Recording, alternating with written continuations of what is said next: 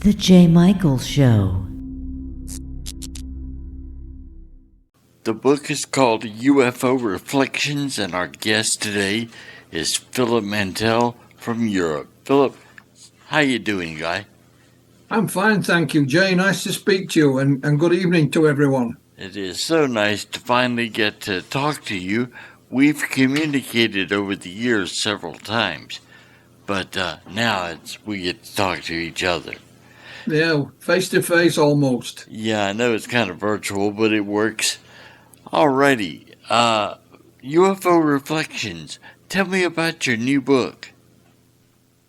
Yeah, as a lot of people will know, I've written a number of books, Jay. Mm-hmm. Yeah, I know. And in these last few years, of which you feature in one of them, is about the Pascagoula case in 1973. Mm-hmm. So we did a number of books on that. And a couple of years back, I was driving home from my daughter's with my wife. Mm-hmm. And I said, that's me done. I'm not writing any more books. I don't think I can do any better than I've just done. And she said, well, what about all the other stuff you've got lying around and on your computer and in the filing cabinet? What are you going to do with that? Yeah. I thought, well, she's got a point. So I put a lot of that, by no means all of it, into the new book, UFO Reflections. I mean, it's 500 pages, Jay, and it looks back on some of the things I've been involved in down the years, you know, both locally, nationally, and internationally as well. Right. And it's in that, because I'm one of the old boys now. Yeah. You know, I started in no digital technology when we started, Jay, you know. You started back in 1980, right? I did indeed, yeah. A local UFO group called the Yorkshire UFO Society. I live in West Yorkshire here in England, and I got to hear about it quite by chance and joined them. And that was it for the rest of my life, Jay. Here I am all those years later. Mm-hmm. Now, your book goes back to like 1922, right? You've got a lot of information on abductions. Yes, it does go back to 1922, and there are a few abduction cases in there. Mm-hmm. The 1922 case, Jay, took place just outside of the city of Manchester. Probably better known for its football teams these days. Mm-hmm. But the whole of the north of England, really, and the northwest was a coal mining community. And a few years back, I got contacted on email by a local chap. And he said, I've got something here that might interest you, Philip. It's my wife's grandfather. He's passed away, and he wrote some little memoirs. They're not huge. He was a mining engineer. You know, he designed the lift shafts and all that kind of stuff. Right. So he came along to my house and he brought me a copy. And he says, there is one chapter in this little memoir called The Encounter. And it's the biggest chapter in it, so we reads it. So the old boy, I forget his name, Jay, I do apologise, I'm useless with trying to remember names. Oh, that's But me. he was only a young kid in 1922, I think he was about 8. And him and his friend set off to go to the park one morning. And en route, they came across this cigar-shaped thing on the ground. Landed. Kids being curious as they are, approached it, a door opened, there was a humanoid creature there, looked pretty much human. You know, had some nice clothing on, had a turban.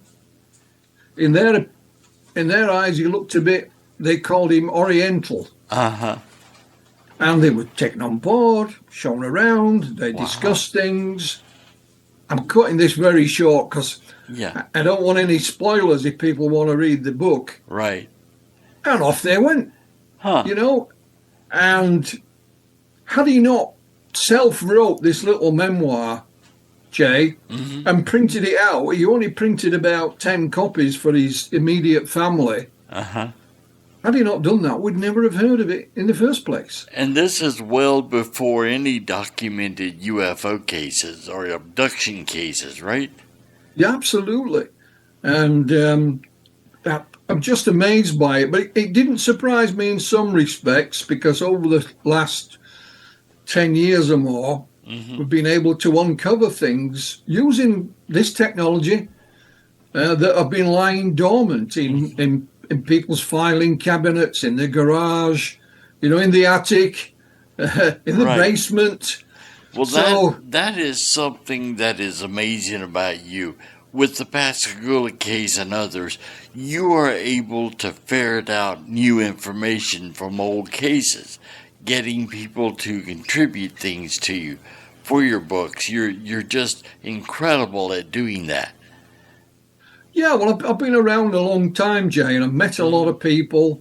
I used to be a conference organizer as well at one point, so I had a lot of overseas colleagues come and lecture at the conferences. Also being a magazine editor, so I'd have people from around the world, write articles for us. Right. So I got to know a lot of people, and I always tried to be nice and friendly, build bridges. Right. And people have asked me for material as well, Jay, and I've been only too happy to supply it. And, when I came knocking on their door looking for things, no problem, Philip. I've got a bit of this, here you go. Well, you have a vast collection of UFO stuff. There's some things behind you, but your whole house could almost be a museum. It's incredible what all you have. Well, it's like when I was a kid, Jay, I used to collect model aircraft. I used to hang them from my bedroom ceiling on a piece of cotton. And that collecting never left me. I've always collected things. I like to collect some of the UFO stuff because it's how popular culture reflects the phenomena in many ways. Right. And so I had a clear out about 10 years ago, but the collection's got even bigger than it was originally. So I should never have bothered. I should have just maybe bought a bigger house. I don't know. There you go. Have you ever done any investigations into crop circles there in England? Absolutely. Tell me about it. Yeah, well, it will probably be about 1983. We already were aware of crop circles, but they weren't big news. And then one of the national newspapers here in the UK ran a big story on them with, big photographs. And one of the formations was a large circle with 4 smaller circles around it. Right. And it was in a county called Wiltshire in the west of the UK. And I knew approximately where this location was. I've been in that area before. So a friend and I literally, Jay, jumped in the car, my car. I drove all the way there, managed to find the location. We were over the fence without permission, I've got to be honest. And we measured the size of these circles, and we took photographs and various other things. We even found another circle up in the top of the field that nobody had recognized. And I still have a couple of photos of what we took there. The police came and had a look while we were there. There was a helicopter flew over, obviously, curious as well. Right. And a lady pulled up. I think she was the farm owner, and we spoke to her. She thought we'd got permission to be there, and we didn't tell her otherwise. Right. And what I also remember about that day was the hottest day of the year. It was absolutely boiling. Wow. And we turned round and drove back. I mean, it was about, for you Americans, this is nothing, but it was about 4 hours to get there. And then another 4 hours to get back. I drove an old Volkswagen Beetle with no air conditioning, Jay. Oh, goodness. And I came to the conclusion that I wasn't sure there was anything paranormal about these things. They were certainly interesting, yes. Yeah. And they're still going to this very day. People believe in all kinds of things about them. And good luck to them. When you investigate a crop circle or something like that, what specifically do you look for to tell whether it's man-made or maybe it's anomalous?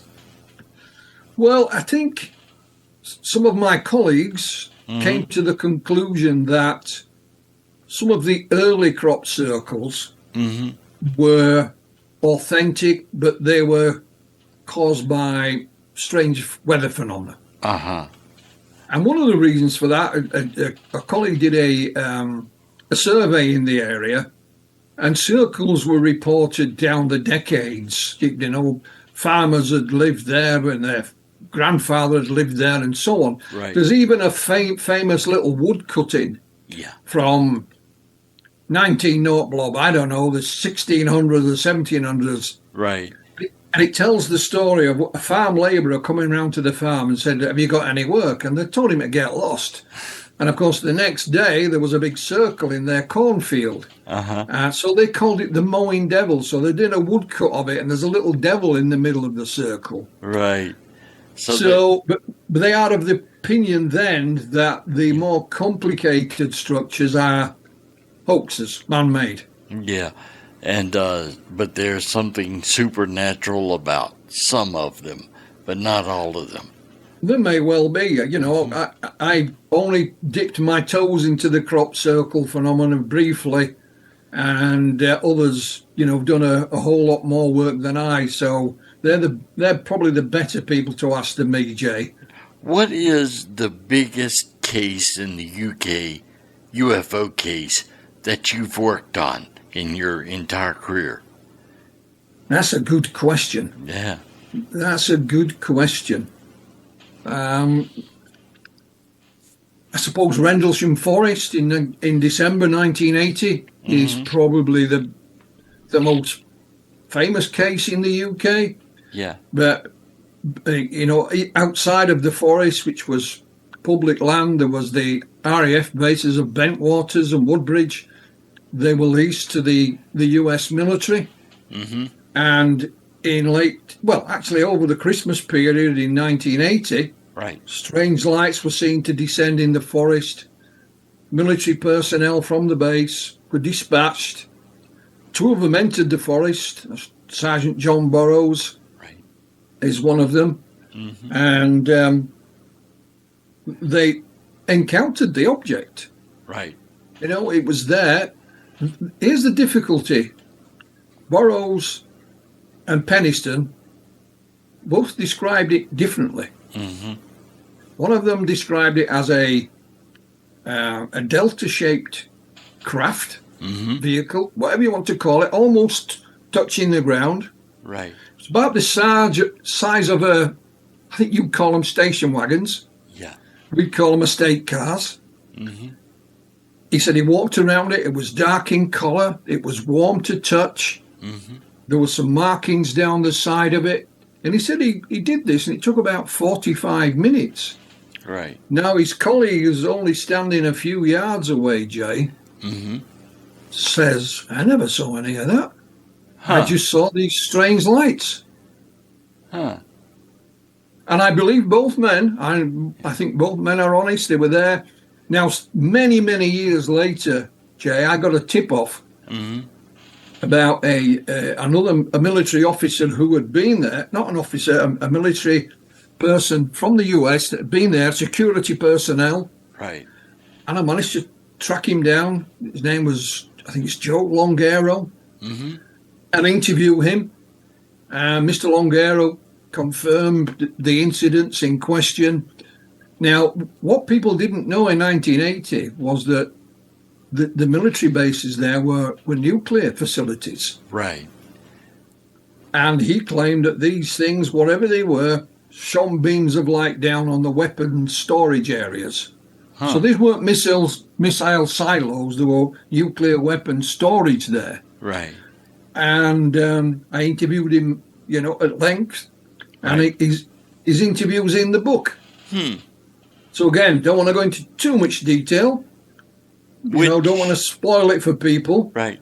Which one of your books is this information detailed it's in? Yeah, it's in UFO Reflections. I've put that in there. Okay. And Mr. Longaro was very happy to talk to us. He'd never hidden away. Right. It's just I spoke to him, and he told his story for the first time. You found him.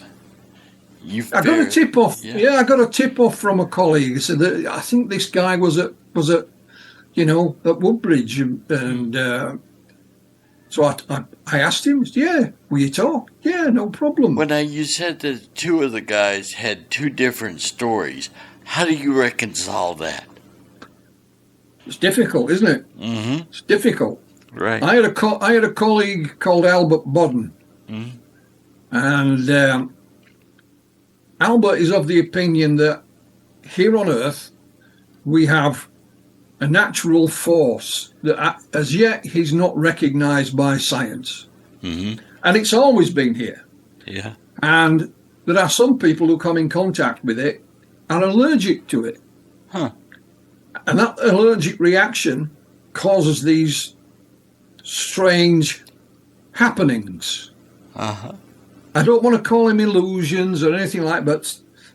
And he said, if you look down through recorded history, mankind has always interacted with something weird and wonderful. Right. But it's being perceived in the culture of the day. Do you think it's kind of hallucinations? Or is that what he's saying? Hallucinogenic. Yeah. And he says that he's of the opinion as well that some of these forces can produce luminosities, lights. Right. So here you have one gentleman, he sees the lights and he's not allergic to this force, so he just sees the lights. The other chap, is allergic to these forces and he has an hallucinogenic experience. Nonetheless real. He's not lying, he's not making it up, he's not on drugs, I don't know if this is right, Jay. Yeah. This is my colleague Albert Bodden, no longer involved in the topic anymore, but it was his theory of how to explain these things. Right. And if you think about it, the UFO phenomena does reflect at times our culture. And it has changed down the decades. Right. Originally people saw fairies or pixies or something. Yeah. Now they see aliens. So, some sort of hallucinogenic thing might be responsible for this. That's a good theory. It's a fascinating way to look at some of the subject, by no means all of it. Mm-hmm. And he put a lot of work into it, Jay. Mm-hmm. And he wrote a couple of books about it as well, both worth reading. If you look up Albert Bodden. Yeah. Well, recently the U.S. government has been releasing a lot of videos of objects. Of course, that's not hallucinogenics, but that would be very real that's picked up on radar. What is your thoughts on the new UAP disclosures from the government? Yeah, I'm not a fan of it, to be honest with you. Yeah. Jay, I mean, when I started in 1980, I won't mention any names, but a very well-known author here in the UK. Mm-hmm. And he told me then, the government's going to tell us, coming now, Philip, anytime now. Right. He didn't say which government, of course. Right. And, of course, nothing happened. Yeah. And you've only got to look back into the 1950s. You had Major Donald Kehoe, saying the exact same thing. Mm-hmm. So today, it's the same thing with a different name. They call it disclosure. Right. And I guarantee nothing of any note or of any worth will come of it. I agree with you 100%. I don't believe that other than some videos and some documentation of their own things, I don't think the government actually has much of anything. Certainly not proof, nothing they could show us. I think the ufologists like you know more about this subject than they do. Well, if you think about it, Jay, we don't investigate UFOs. Right. We investigate reports of UFOs. Right. So by the time we speak to the witness, whatever happened has long since gone. Mm-hmm. There's very little physical evidence that anyone can lay their hands on. I managed to do it, and it's in the book. Yeah. And it remained inconclusive, is all I will say. And that came from an area in Wales. And it's interesting, don't get me wrong, but it was the first time in 40-some years anyone had presented some physical evidence like that to me. Right. And I ran with the science to try and take a look at it. I still have a couple of pieces of it in my filing cabinet. Of course, we have photographs, but again, it's a photograph of something that's been and gone. You can say the photograph's authentic. Right. But that's pretty much all you can say. Right. So you're talking about physical evidence. In your investigations, have you ever investigated a landing site or somewhere where there was some physical evidence? What did you find? I've investigated a landing case, but again, it was a while after it happened, and there was no residue of anything left behind at all. And that's just local to where I live. You know, a mother and 3 or 4 of her children and a couple of their friends. They lived in a cul-de-sac, and they were playing a ball game. It was a nice day. Mum was washing the dishes after lunch, and one of the kids ran in and said, Mum, there's an airplane crashed in the field. There's some fields at the end of the cul-de-sac and some electricity pylons. She goes out and she says, Philip, it wasn't no airplane. It was shaped a bit like a Mexican hat, but grey silver in colour. So she got over the children. They walked over towards it. They went down a little dip and they lost sight of it. The dip's not there now, but it was then. And she says, when we come up the other side, there's 3 tall men. They're in white boiler suits. They've got something over their face. They're waving something over the ground, only something small in their hand. Kids wanted to, run into the field, but she held them back. And the 3 men walked to the rear of this thing, Jay. It lifted off silently, stopped in midair, and then shot off at an angle. Wow. Now, this lady was called Mrs. Westerman. Didn't want us to use her name, and certainly no photographs of her and the children. And she was more than baffled by it. Right. She thought, right, this will be on the TV news tonight. She sat down and watched it. Nothing. She thought, right, it'll be in my local newspaper this week. She bought the local newspaper. Nothing. She even went and knocked on the doors of a couple of her neighbours to see if they'd seen anything. Nothing. Yeah. So, it's not the biggest of cases, but I like to talk about that because it literally happened in my backyard. Yeah. Skeptics will have us believe that these things only happen to the few rednecks out in the desert, but this is no desert. There's a huge, great motorway goes past it. This was a big industrial area at the time when this happened, Jay. Yeah. And it was a beautiful day. People are out doing their shopping, kids are playing in the street, and so on. Was there any physical evidence of it landed, like landing marks on the ground? Not a thing, Jay. Not a thing. I mean, it was only short grass there at the time, but nothing. I mean, we did the usual checks. My colleague Mark Birdsall and I, there was no helicopters in the region at the time. They didn't exist. We didn't have the air ambulance. The police had a helicopter, but they rarely used it, Yeah. And there was no noise. And why the hell would you land a helicopter in a field next to a housing estate? It didn't make any. And of course, had it been a helicopter, it would have flattened the grass from the rotor blades. And of course, it didn't. Yeah. So what happened that day, Jay? I don't know. Yeah. But again, it's in the new book, UFO Reflections. But are there some cases that you've worked on where there was some physical evidence on the ground? The only one is that one I mentioned from Wales. Basically, a local farmer. Next to his house was his land and some wooded areas. Right.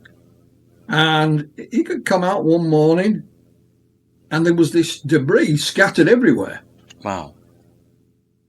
Not just on his land, but also in the wooded area. And it looked like some of the trees had been hit.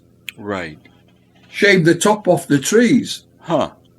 So he collected this stuff up, and it went into the local paper, and the local investigator got in touch, and he was able to collect some of this material, both big and small. Yeah. And he published it, but he didn't really have it tested because he didn't know who to turn to, and he didn't have the money to go to a professional lab. Many years later, a colleague of mine called Mark Ollie wrote a book about it, which I published. And just by chance, he said that the original investigator might still have some of the wreckage. So I contacted him, and he says, "Yeah, I have, Philip." I said, "Well, can I have a piece?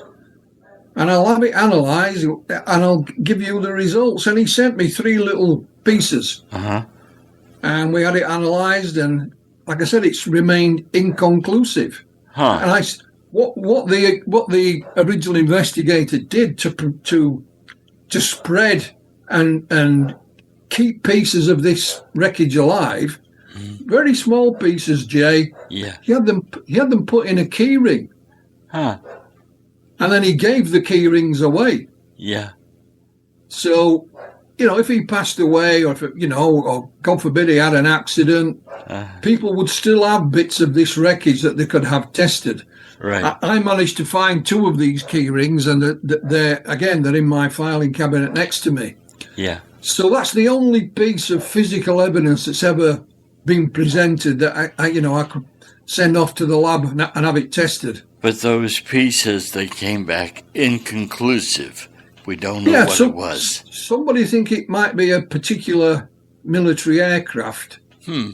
Now, I have another colleague who looked up that particular aircraft, and he said, "Well, it wasn't around when this happened." I can't remember the date, Jay. Please forgive me. That's okay. And he said, yes, that aircraft did have this material possibly similar to it, but it wasn't around when this happened. So we there is military bases nearby, and there supposedly was a report done on this because the military came out and collected some of the material. Not all of it. It wasn't some big military manoeuvre. A lot of the stuff was left in the wooded area, for example. The police were involved. The police have no documents on it. They said it was the military who were in charge. And there was a report done by the military, but we can't get access to it. It's closed for however many years. It's just one of those things. Yeah. We did try, but there you go. You have also done a lot of research internationally into other countries. Talk to me a little about some of your investigations that go beyond Europe, beyond the UK. Yeah.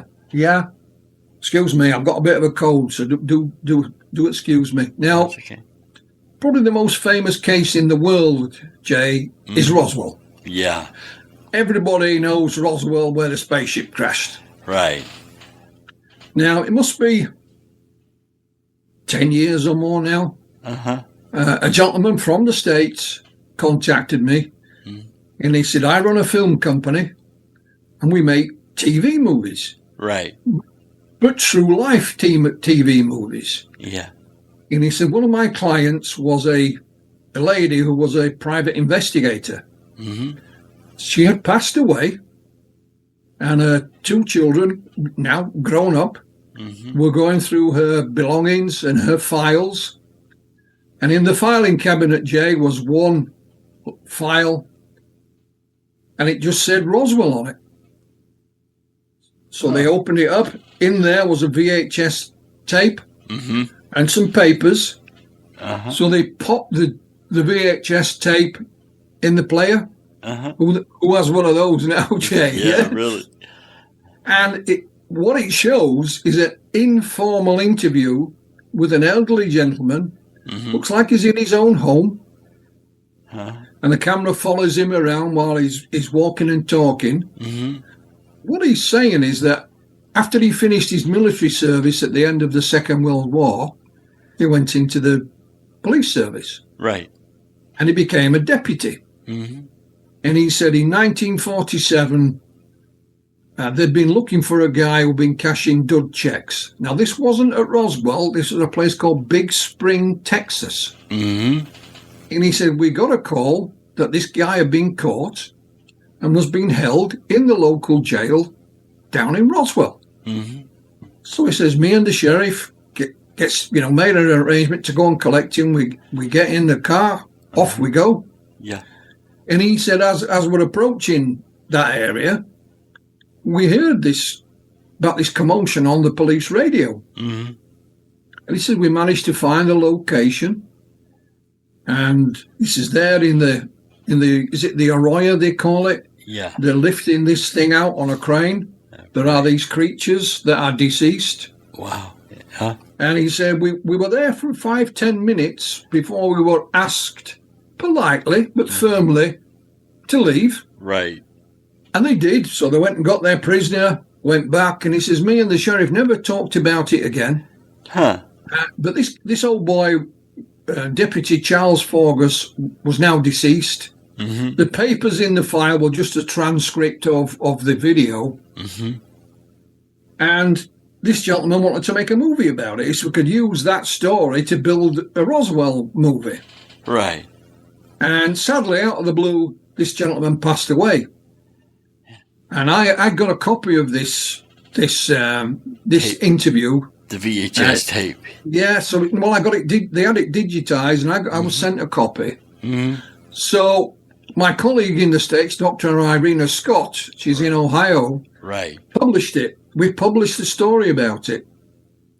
And first off, we were contacted by a nephew of the late Deputy Forgus. And he said, I don't know anything about this story, Philip. He says, but I can tell you, my uncle was as straight as a die. Mm-hmm. As soon as he'd finished in the military, he went straight into the police force, no messing around. Yeah.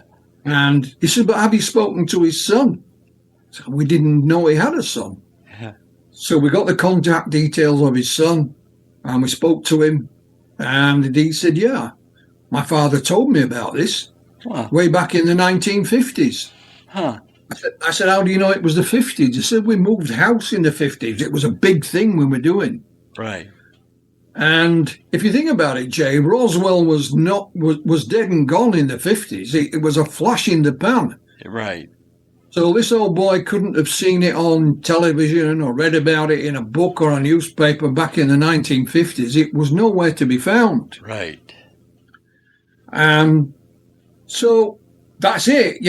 Again, it's what I did. I went to the main Roswell researchers. I don't class myself as one of those, Stanton Friedman, Kevin Randall, right, and, etc., Don Schmidt. And I told them I've got this video with this old boy, and none of them were that interested, to be honest, Jay. They all said, oh, his story doesn't fit my scenario of what happened at Roswell. I think, well, I spoke to 4 of you, and you've all got a different scenario of what happened anyway. Yeah. I've been to Roswell. I've been out to the crash site, and I said, if you buy a local map, which I did, there's 3 crash sites on the local map. Right. So we don't know for sure where that thing crashed, and a lot of people think it crashed in Roswell. It didn't. It was. I didn't. It was 70-something miles away. Roswell just happened to be the closest military base. Yeah. So you've done your research with Roswell, but you've also done research with the Soviet Union. Talk to me a little about, in your book, you have some information about, Nikolai Sham. Yeah, Mr. Sham. Yeah. How it all started, Jay, was in the late 1980s. Mm-hmm. There was a big sighting, landing case in the Soviet Union at a place called Voronezh. It made the newspapers there, and TASS, the official news agency of the Soviet Union, released the story around the world. And when they were asked by Western journalists, is this a joke? They got a reply and said, we don't joke, you know? So out of the blue, I got telephoned by one of the major newspapers in the Soviet Union. and asked what I thought about this. And I'd only read it myself in the newspaper here, so I gave him a few comments. I can't remember what I said. Mm-hmm. And it got published. Right. And out of the blue, I started getting letters from Russia. Huh. And it was just my name and the town where I lived in England. No Right. address or anything, UFOs. And then more letters, and then books came. And so I was aware of a colleague called Paul Stonehill in the States. Mm-hmm. Paul was originally from the Ukraine and escaped the Soviet Union. Right. And I contacted Paul. I said, I've got all this stuff. It's mostly in Russian. Mm-hmm. I don't know a word of it. So I sent it to Paul. And there was some interesting stuff in that. And then a few years later, the KGB files were released. Yeah. And again, what we found out through that was the old Soviet Union. Mm-hmm. There was something happened on the border with China, and all their communications went down. Right. So they initiated the largest official UFO study ever. Every member of the Russian, Soviet military at the time, Yeah. was told to report anything they saw. And they have sightings from the military and civilians as well in those reports. And of course, we managed to get it translated into English. Now, I was interviewed by a Russian film crew. They came to the house here. Right. And they'd interviewed this gentleman called Sham. Mm-hmm. And he was part of the official Soviet UFO study. Right. And I said, have you still got the interview? Oh, yes, Philip. Can I have a copy, please? Certainly, Philip. Of course, it was all in Russian. Right. So I passed it to my colleague, Paul Stonehill, who could translate it, and we published it accordingly. And it's fascinating, Jay. It's not a short interview. It goes on for quite some time. And he talks about nobody knew this was the Soviet Union. Right. Nobody knew about this study until after the fall of the Berlin Wall and the collapse of the Soviet Union. Right. And it was estimated there could have been several million people involved in it, because it was every member of the Soviet military, from the lowest of the low to the highest of the high, and everybody in between. And nobody knew about it, Jay. So What else don't we know about? Yeah, exactly. Exactly. And it's interesting. It is fascinating. And Paul and I published that, and we published other material that we found about USOs in the Soviet Union. Right. Some of them going back centuries, of course. Yeah. Not necessarily all contemporary. So, yeah, fascinating stuff. How many books do you have out, published? Do you know? Do you have a number? I've published, It's a lot of them. not just by me, but other authors, over 30. Mm-hmm. And I started in 2015. You run a publishing company, too. Yeah, just me. Yeah. It's called Flying Disc Press. Yeah. And I've tried wherever possible, Jay, to publish material that hasn't been published before. Right. Usually from a country overseas where the language barrier has prevented it. Right. Get it translated into English. I published books from Poland, Romania, Japan, Italy, Brazil, and probably somewhere else that I've forgotten about, Yeah. But of course, by colleagues in the States, handy here in the UK, along with my own books as well, of course. Yeah. Did you know Nick Pope? Did you know him? Yeah, I know Nick. Yeah, it was so sad that he passed away. Yeah, nobody deserves to die at that age. And cancer's an awful thing, Jay. It is. It is. Well, something else that I think you were involved in disclosing information about, and that was that old alien autopsy film that showed up. You put the lid on that pretty well. Talk about your investigation into that. I mean, in total, it took 14 years, Jay. Uh-huh. So let me just have a drink, take Go a deep ahead. breath. Sure. I'll try and condense it. What it was, I was part of the British UFO Research Association. Mm-hmm. And one of the things I did for them, I was their press officer. Mm-hmm. And in 1993, a letter landed on my desk from a company called the Merlin Group in London. Mm-hmm. I'm 200 miles north of London. Right. And the boss was called Ray Santilli, Yeah. just wrote and asked if we could assist in the making of a UFO documentary. Mm-hmm. It was looking to license film clips, photographs, that kind of thing. Right. So I wrote back and I put him in touch with some people who had such things for license. So we corresponded a little bit, and he said, have you got any ideas for documentaries? So I had a fax machine in those days, Jay, very, technological savvy. We exchanged a few faxes as well. You probably had a beeper, too. I did, yes.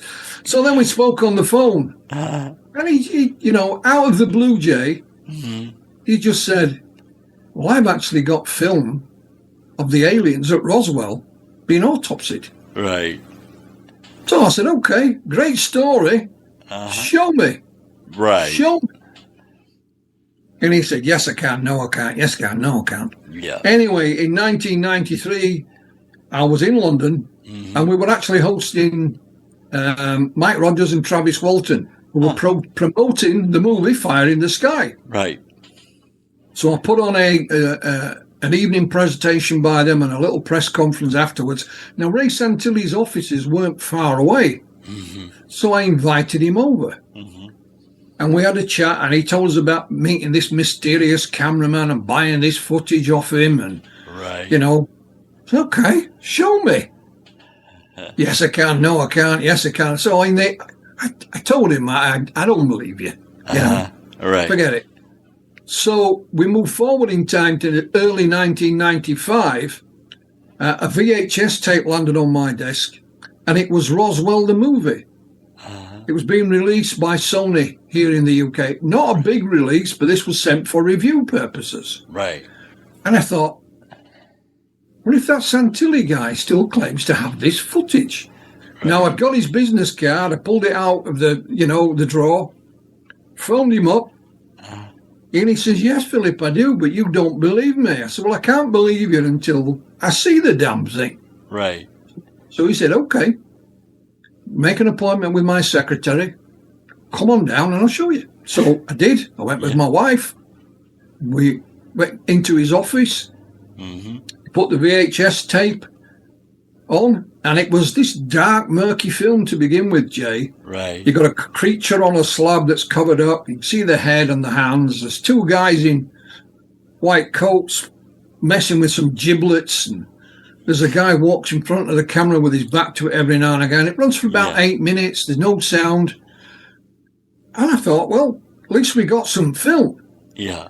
And he says, I got some more coming. It's being processed now. So we went back maybe a month later. We saw 2 other separate autopsy films, Jay. Right. 2. One where the creature has the damaged leg, which everybody's seen. Another one where the creature is intact. Same location. He then showed us some film, said it was the wreckage. They got these big hand panels and big I-beams. Right. So I said to him, what do you intend to do with this? I'm thinking to myself, Jay, this needs to get out into the public domain. It's the only way we're going to find anything out. Right. So Ray says, I intend to make my own documentary. Mm-hmm. And I'm going to put it on video. You'll be able to buy it from me, maybe in Blockbuster and Woolworths. Right. But that's it. So I thought, okay. And he did make his own documentary. Yeah. But I let slip about this film by accident. I asked Ray there and then, will you show it at our conference? I was conference organizer as well. I got one organized that year. Uh-huh. And he said, yeah. And I thought, we'll get it out into the public domain via the conference. Right. But sadly, I spoke to a journalist and I let slip about this film. Mm-hmm. I then got a phone call from a press agency wanting to know more about it. I just told them what Santilli had told me. Right. Never thought anything of it. Jay goes to bed. 2 days later, I gets up. The fax machine had been spitting faxes out all night. The phone wouldn't stop ringing. And the story had got out about this here footage. Yeah. And I just passed them on to Santilli. And it's only then, Jay, that film and television, they got interested. They got interested. Yeah. And Ray did deals with them. The biggest one was Fox, of course, in the US. Right. Alien Autopsy, Fact or Fiction. Yeah. Which was hugely popular. I think it had Jonathan Frakes on it. Yeah, he had me on it as well. There you go. Never mind Jonathan Frakes. Yeah, you were there. But I thought once it's out in the public, Jay, then the information will come in. Right. That's me. I'm one of the actors. Or, oh, no, my grandfather told me about this, but nothing. So I decided to stick at it and stay on friendly terms with Ray Santilli, even support him in public. But behind closed doors would beaver away. And I eventually found all those that actually made it. It was a hoax. Right. It was a filmmaker and magician called Spiros Malaris who made the film. Right. His best friend was John Humphreys, who was a sculptor. So he made the dummies. And it was a long time before we made contact with Spiros, but once he did, he told us everything. Right. He'd kept a lot of stuff from the time, Jay, like diaries, diagrams. He did this beautiful array of paintings, like a storyboard, but far better than any storyboard. He's quite a good artist himself. And there's a big long story about, behind it, how it all came. And it took me all those years. Ray Santilli still denies it. I got literally an email from him out of the blue this week. Wow. He still claims it's real. Oh, absolutely. He claims it's a restoration now, but that's another story. But we took part in a major documentary series for Sky that's called The Alien Autopsy Scandal. Right. If anybody's interested, keep their eyes out for that. It's out now, but whether it's available in the States, I don't know. Probably streaming somewhere in the States. Yeah. That's The Alien Autopsy Scandal. Try looking on Tubi. It might be there. Yeah, I wrote a book about it as well, Jay, so everything's in there. But you spent years tracking down the cameraman and all of the information about it to prove that it was a hoax. You did. Yeah, I mean, when it initially took off and hit the headlines, there was an idiot here in England called me Ray Santilli's accomplice. Got rather personal. I don't, well, you never promoted it. Well, I kind of did. I stayed on Santilli's side, but what happened was my wife and I had a small family, and we were building an extension on our house. And this idiot said, well, where's Mantle getting his money from? I thought, well, how the hell do you know anyway? Right. And, Mantle ain't got any money. Well, they were right, but my wife did. She had her own property which she'd sold, and we used some of the proceeds of that to build the extension. Right. But he was trying to hint that I was being paid by Santilli. So it got personal. Yeah. And I thought, I'll teach you. And I used stronger words than that, Jay, but I won't repeat them tonight. And I thought, I will track down whatever this film is. I'll do whatever it takes to prove this moron and others. There's facts behind it. And it took 14 years in total, Jay. Not continuous, but on and off down the years. I know. And we would chip away at it, and we got it bit by bit by bit by bit by bit. And we got there in the end. You were remarkable in doing that because a lot of people believed it. They looked at that footage and they thought, oh, well, this is really an alien. And it showed up in so many different things as authentic. And it wasn't. But the first time I looked at it, I kind of thought it was suspect, and I'm sure that you did too. You Yeah, must have been curious about, where it came from. absolutely. Had that idiot not accused me of being Ray Santilli's accomplice, I would have probably left it there, Jay. And, let the story run and let somebody else look into it. And it's very easy to say something is a fake or a hoax. Right. But to prove it is not always that easy, as I found, Yeah. as I found out. It took an awful long time, but, I'm stubborn. Yeah. And it runs in the family. My mother was stubborn. My daughter's stubborn. So I remember having lunch with Ray Santilli in London one day, and I said, I'll get to the bottom of this film, Ray. And he just shrugged his shoulders and smiled and said, fair enough, Philip, no problem. Yeah. Well, he was in the whole thing just to make money. I mean, that was his thing. He was trying to milk it for everything he could get out of it. But you were wonderful in that you proved, that it was fake. I remember being so proud when I heard, that I found out that you had proven that film, because I was like, that thing has shown up in everything, and it's fake. It looks fake. Thank you, Jay. Thank you. Yeah. You did a wonderful job.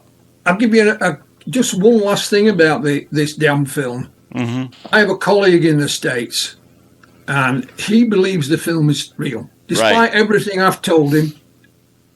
And he has a copy of my book. Mm-hmm.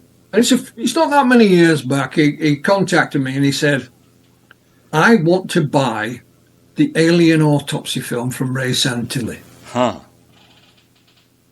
And Ray he was would offering us want a lot of money for it. He was offering a significant amount of money. Huh. And he says, what do you think? I said, you must be mad. Yeah. I've told you for several years now, the film is a fake. Right. Do not waste your money. I said, okay, if you want to contact Santilli and make him an offer, put a proviso in there. Right. That proviso being he provides you with a couple of frames of original film that has the creature on it that you can test independently before any money's exchanged hands. And I said, I guarantee you, no matter how much you offer him, he will decline. Right. Because he doesn't have any original film. Yeah. Simple as that. So thankfully, he didn't waste his money. And, you found the cameraman, you found the artist that made it, you found all these people, which is fantastic, detective work on your part. But he still believed it was real? Yeah, he's always believed it was real. Huh. And I said, well, what about everything we've uncovered? I won't mention his name. Mm-hmm. And he just shrugged his shoulders. But belief is a very strange thing at times, Jay. People need to believe. Yeah, I found, down the years, I had friends who were Mormons. And they explained their beliefs to me. And I've no disrespect to anybody who's of a religious nature. I'm not. He said, have you got any questions, Philip? I said, I just got one. How the hell do you believe that? An intelligent man that he was, a businessman with wife and children. How the hell do you... But belief is a very strange thing, and it happens in all different walks of life, including the UFO fraternity. Unfortunately, the UFO community is full of people who just believe. Even though you can present them with facts, they'll still believe. They're there. We have to deal with them all the time. You were fantastic also in putting together all of the people who had something to do with the Pascagoula UFO incident, which I was sort of a part of.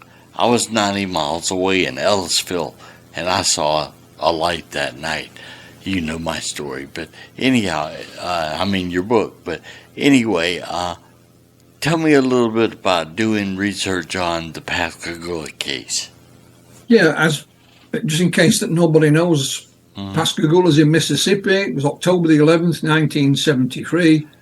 Charles Hickson, age 42. Calvin Parker, age 18. Fishing on the river.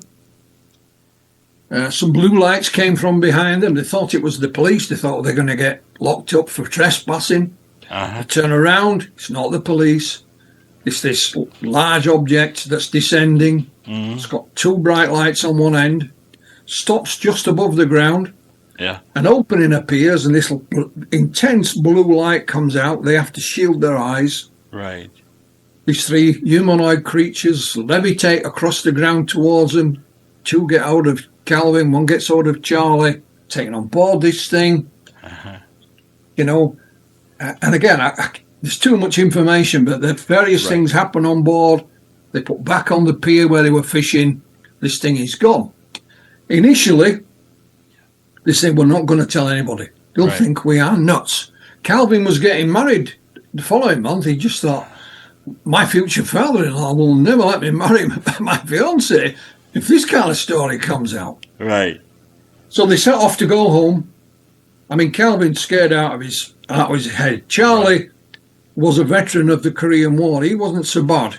He was frightened, but not as bad. Yeah. En route, Charlie had a change of mind. No, we've got to tell somebody. Yeah. What if this thing comes back and does this to somebody else? What if it's an invasion? Yeah. So they stop at a convenience store to use the public phone. Right. And they phoned Keesler Air Force Base, which was about 30 miles away. And they just said, we're not involved in UFOs anymore.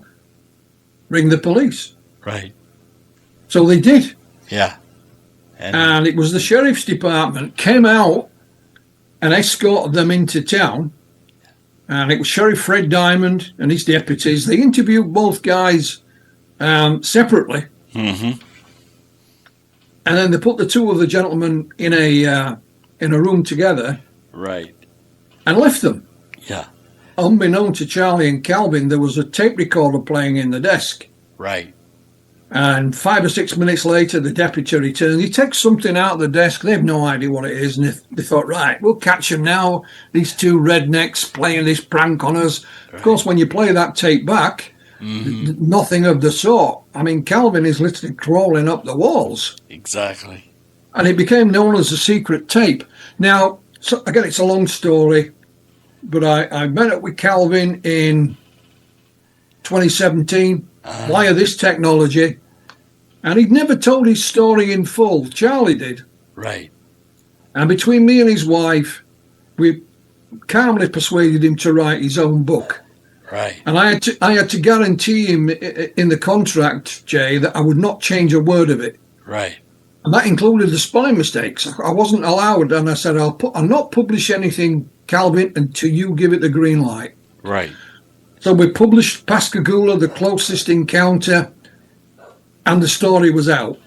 And that led to another book.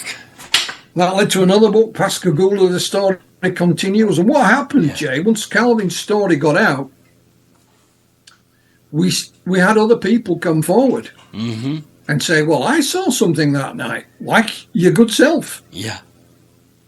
And we found others via other various means. Right. And what we've been able to do, I teamed up with my friend and colleague, Dr. Irina Scott. We tracked down these people, and Irina would interview them on the phone. Instead of this strange-sounding fella from across the Atlantic, right, you have a sweet old lady in Ohio ringing you. Yeah. And I think today Irina's interviewed over 50 people. Wow. You know, it's amazing that was in 1973, and there's still people coming out talking about it that saw something. She interviewed somebody just a matter of weeks ago. Yeah. Literally. Wow. And we found all kinds of other stuff, documentary evidence. We found hypnosis tapes. Both guys have been under hypnosis with Bud Hopkins. See, I didn't know about that until you revealed it. Yeah, so I got copies of that. I've transcribed all of that. And a whole host of other stuff, Jay. It just kept coming and coming. You have a wonderful documentary on all of this. It's like 4 parts. It's called Pascagoula 73, right? Yeah. Tell me about making that documentary. Well, it's made by Canadian producer Darcy Weir. Mm-hmm. Darcy was coming into England for whatever reason. It might have been vacation or what, I don't know. And he wanted to come up and pay me a visit and interview me on camera. So I said, yes, we'll talk about this, that, and the other. We'll talk about Pascagoula. And he said, how about a documentary? Originally, it was just going to be, a standard one-piece documentary. Right. And I kept sending him stuff and telling him more and sending him more stuff.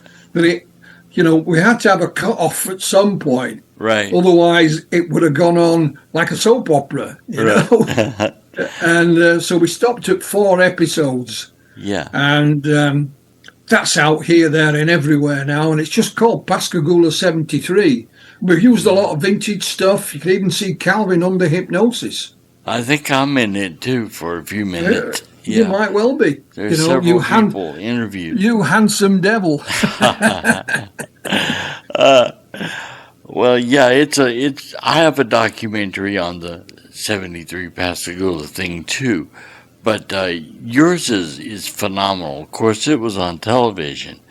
Yes. You had a lot to do with that, making it such a wonderful show. It's really something. I think it's on Tubi here in the States. Probably. So someone could pull it up, Pascagoula 73, and watch it. It's a great show.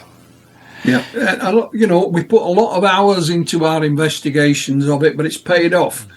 And where it will lead to, Jay, I've no idea. Oh, it will lead to wonderful things, I'm sure, because anything you're involved with is going to turn out to be great. Philip, thank you so much for being my guest. I appreciate you so much. I know you had to kind of stay up a little bit over there to get interviewed here in America, the time differential. But I appreciate everything that you've done and that you do, and you are a wonderful person to know. Well, thank you very much, Jay. That's very kind. And I hope your listeners find what we've had to say of some interest. Please do take a look at the book UFO Reflections. It will show what can happen if you get involved in this crazy subject and stay in it as long as I have. But it's been a great pleasure, Jay. Yeah, thank you so much again. And stay on the line. I'm going to have you do a promo for us. But that'll do it for this week. Thanks for watching the show.